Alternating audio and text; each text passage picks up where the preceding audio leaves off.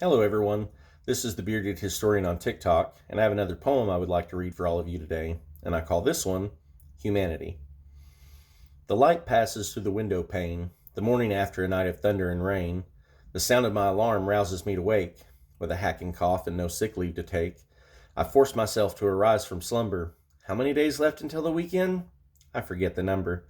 Bloodshot eyes from too little sleep, tossing and turning, never able to fall too deep. Getting out of bed, I force myself up. To my feet I leap. Otherwise, I'll lay back down and fall back asleep.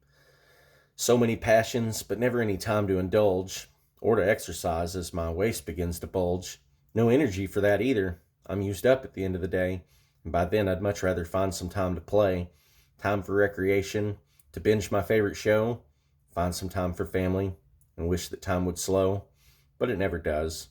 It just keeps speeding up, and I barely have time to stop and put coffee in my cup, which I need since I can't sleep.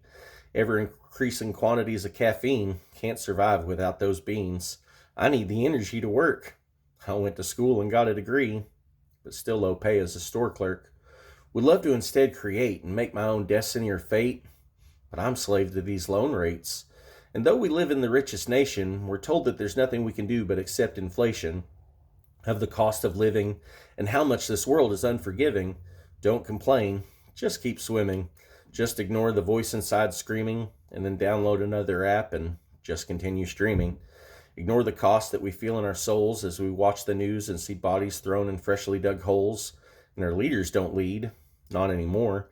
Instead, they just pass laws on which bathroom you're allowed to use at the store. Or are you allowed to love who you choose? And if women have rights, fight they always seem to lose. But what do we expect in a place run by rich old white men? They don't care.